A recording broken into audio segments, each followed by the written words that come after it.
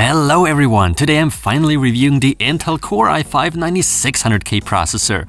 Well, this one's been out for quite a while now. As usual, I'm super late with delivering the review, but I can't change that. Better late than never. Anyway, this is a CPU sporting 6 cores and 6 threads. It currently comes in at roughly $260 US, and one thing I can tell you right away is, if you're only planning to game, you do not need to get yourselves the expensive i9-9600K 8-core CPU, because as it turns out, the 9600K is just as good for that, if not better at times, especially given the lower temperature and power draw, so stay tuned. As we are all used to by now, there's no cooler included with Intel's K models, so that's no surprise here, even though it sometimes can indeed be quite useful having a stock cooler to use, temporarily at least, like AMD does with their Ryzen processors. Where things get interesting is when you start comparing the specs of the 9600K against the 9900K. Both are Coffee Lake refresh chips. Still, it's 6 cores we are getting with the 9600K, albeit without hyper-threading, meaning we only get 6 threads. The clock speed is relatively high actually, one has to admit, even though you shouldn't be expecting an all-core 4.6 GHz turbo boost, as we know. A little less cache is present here as opposed to the flagship CPU. A question I get repeatedly asked is whether or not the 9th generation will work on older chipsets such as Z370. Yes, in theory there shouldn't be any problems, but don't take my word for it, since I haven't tried it myself, and there certainly are reports of users that are dealing with issues such as BSODs and stuff like that. So to avoid all that nonsense that could possibly skew my results, I decided to get myself a Z390 motherboard. In this case, it's the ASRock Z390 Extreme 4, which I'm still very happy with. In this video, we'll solely be focusing on the stock performance, so no overclocking here. I'll do a separate video on that subject in detail, where I show you how much more power can be extracted out of this processor. But for now, let's roll the benchmarks.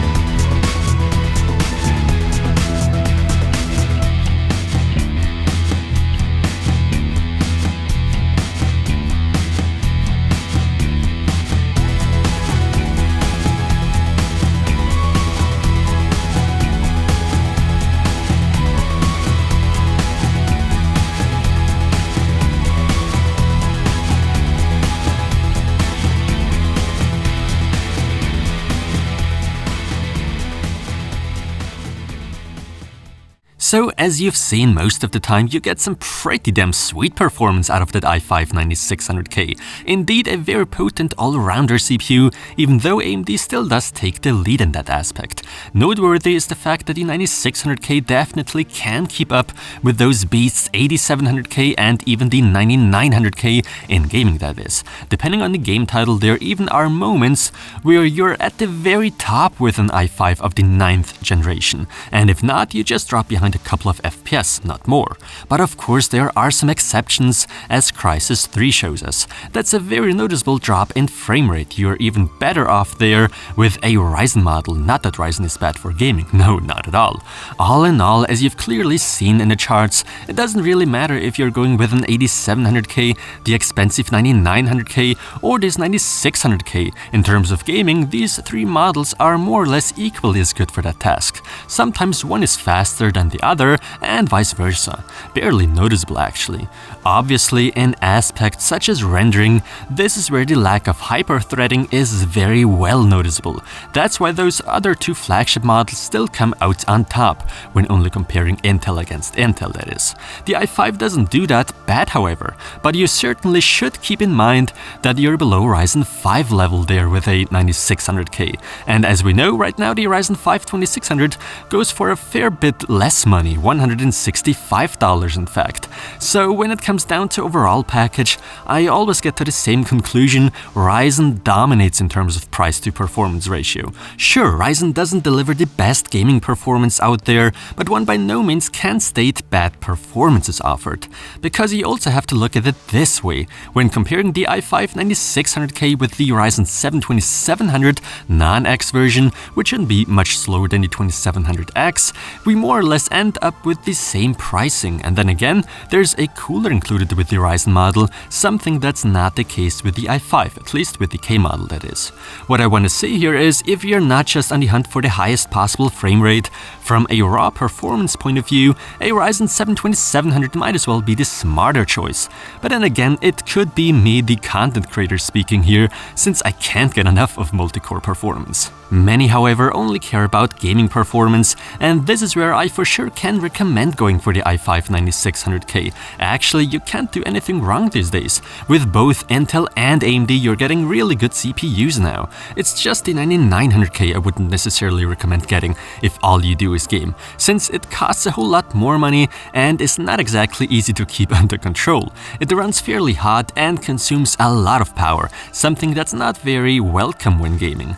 When looking at the results of the 9600K, you quickly notice the temperatures are more than okay, and same thing applies to the power consumption. In my case, the 9600K consumed a whopping 117 watts less power than the 9900K. And if you now do the math and compare that against the extra performance in games, the 9600K appears to be a much better deal. You save some money on power and the CPU cooler. A cheaper cooler sure would do the i5 justice, no doubt.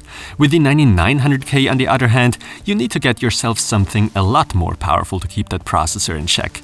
Now, it would be interesting to see how well the 9600K does when it's overclocked, but that's a topic for a separate video, which I'll hopefully have up sometime soon. You might be surprised, that's all I can tell you so far. I'm giving the Intel Core i5-9600K my Silver Award, simply because in terms of price to performance ratio, there are better deals out there. But other than that, a great CPU. And with that said, thanks a lot for watching.